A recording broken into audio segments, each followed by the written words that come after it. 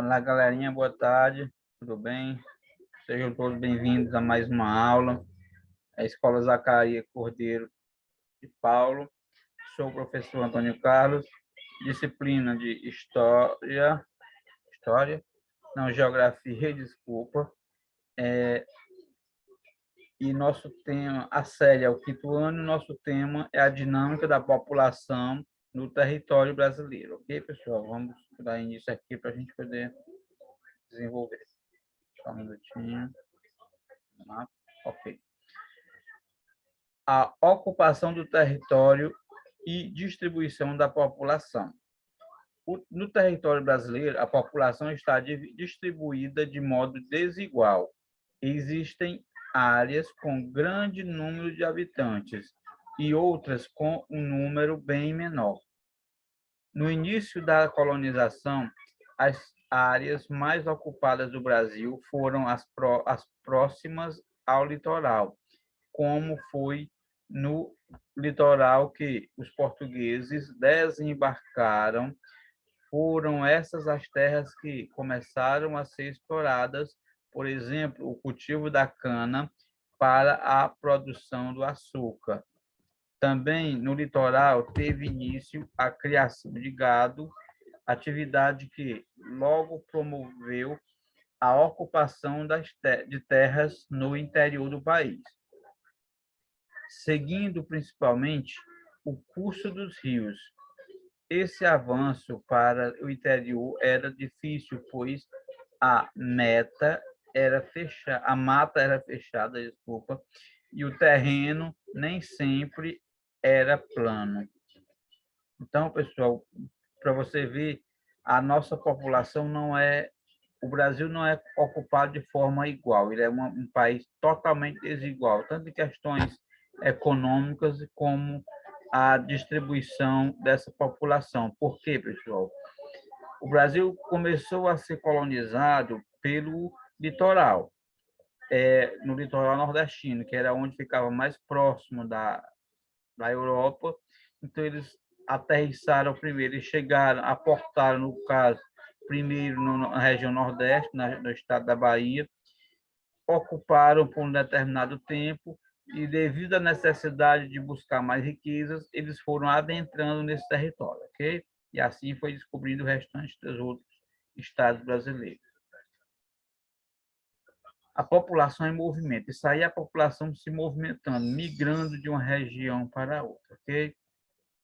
A distribuição da população em um território é dinâmica, pois as pessoas se movimentam de forma contínua ao longo do tempo e de maneira diversificada pelo espaço geográfico. Com os deslocamentos populacionais, as pessoas que chegam e a um novo município ou estado, trazendo com elas costumes próprios de seu lugar de origem, contribuindo para a diversidade cultural do lugar de destino. Para entender como, eu como duas vezes, ó, pessoal, para entender como e por que as pessoas se movimentam dentro de um país, é importante compreender os fatores históricos e as características econômicas e sociais das regiões que compõem o território ou um território nacional. Então, as pessoas se movimentam para aqui, pessoal, em busca de trabalho, em busca de melhor condição de vida. Certamente, vocês aí talvez tenham algum parente que mora no Rio de Janeiro, em São Paulo, em Brasília, porque então isso aí é um deslocamento, é uma migração.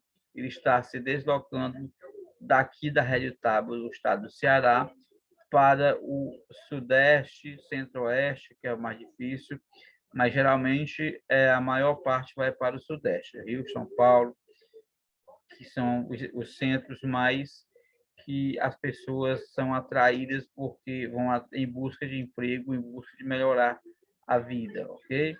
Então, esses são os movimentos populacionais. As causas dos deslocamentos populacionais. São vários os motivos que levam pessoas e famílias a se deslocar, seja dentro do próprio país, seja entre um país e outro. Alguns se deslocam em busca de emprego e de melhores condições de vida, enquanto outros são obrigados a fazer isso devido a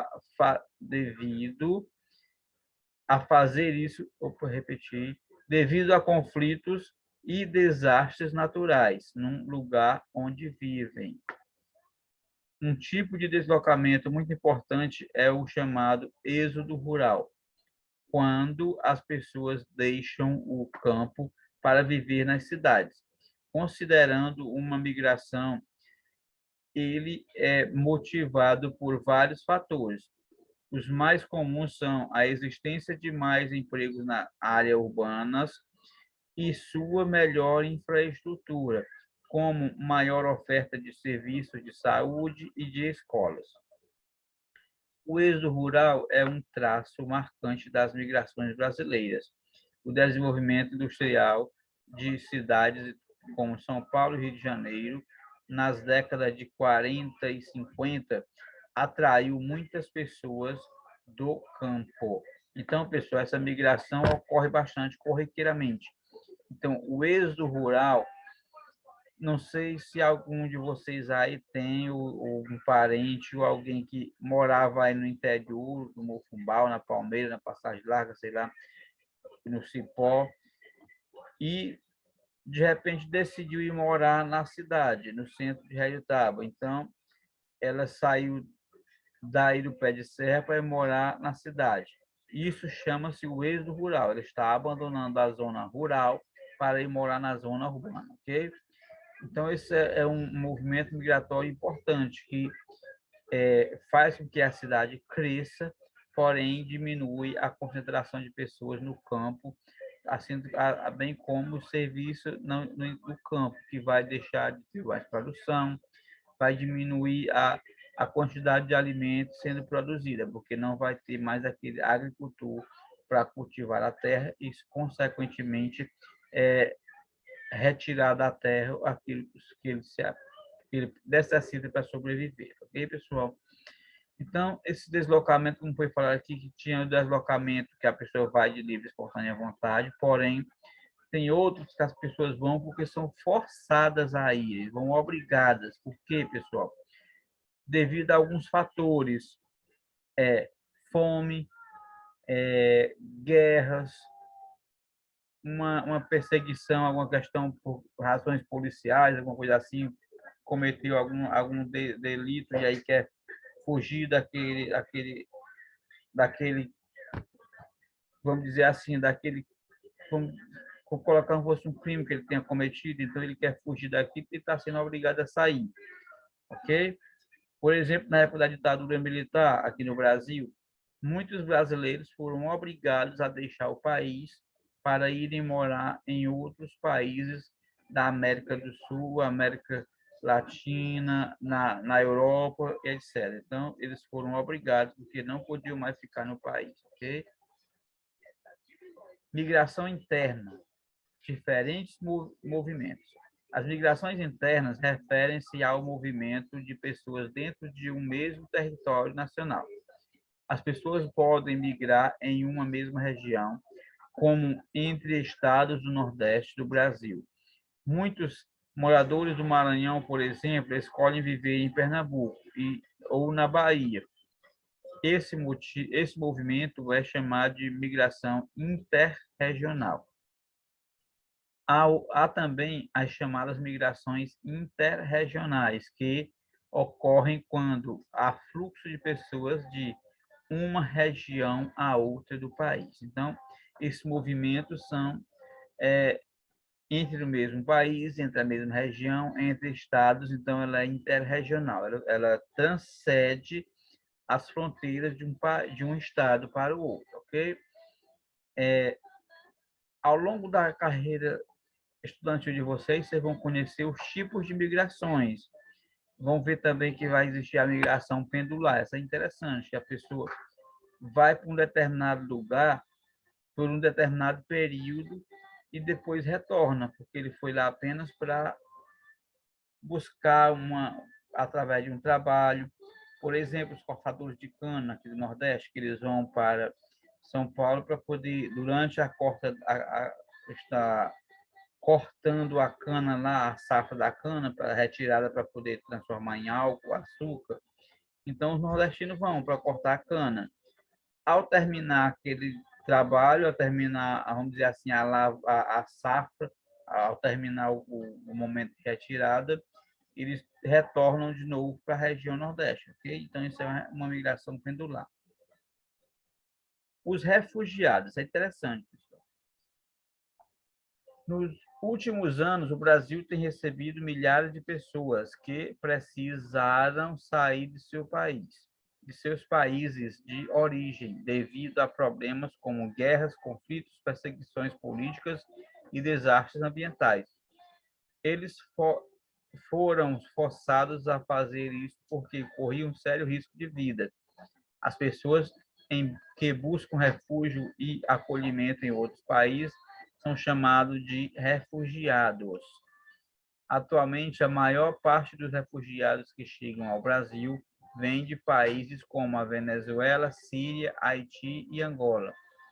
Alguns desafios enfrentados por essas pessoas são aprender nosso idioma para conseguir trabalho e adaptar-se a uma cultura diferente de seu país de origem. Então, pessoal, esses refugiados, vocês geralmente, se vocês assistirem jornais, vocês veem o problema dos refugiados. Eles saem da Síria, que é um país que está em constante conflito, guerra civil, e eles fogem de lá para outros países para ver se consegue uma melhor condição de vida, ou até mesmo para fugir da morte. Porque se está no meio de uma guerra, você pode morrer a qualquer momento. É isso?